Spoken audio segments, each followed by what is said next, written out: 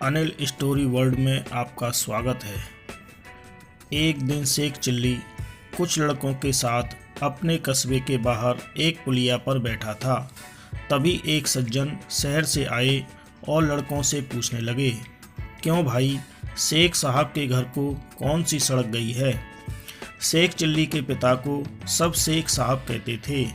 उस गांव में वैसे तो बहुत से शेख थे, परंतु शेख साहब चिल्ला ही कहलाते थे।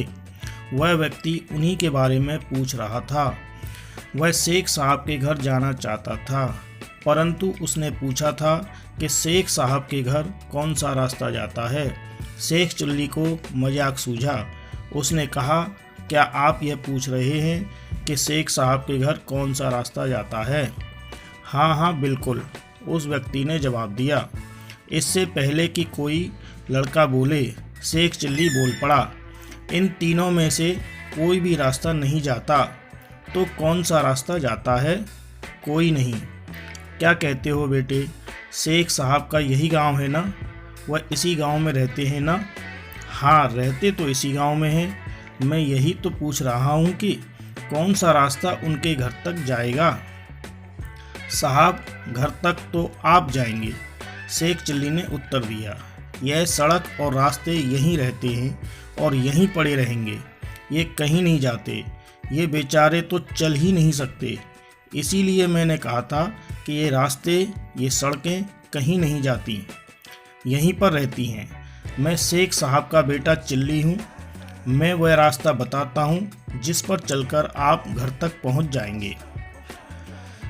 अरे बेटा चिल्ली, वह आदमी प्रसन्न होकर बोला, तू तो वाकई बड़ा समझदार और बुद्धिमान हो गया है। तू छोटा सा था जब मैं गांव में आया था। मैंने गोद में खिलाया है तुझे। चल बेटा, घर चल मेरे साथ। तेरे अब्बा शेख साहब मेरे लंगोटिया यार हैं और मैं तेरे रिश्ते की बात करने आया हूँ। मेरी बेटी तेरे लायक है। तुम दोनों की जोड़ी अच्छी रहेगी। अब तो मैं तुम दोनों की सगाई करके ही जाऊंगा। शेख चिल्ली उस सज्जन के साथ हो लिया और अपने घर ले गया। कहते हैं आगे चलकर यही सज्जन शेख चिल्ली के ससुर बने।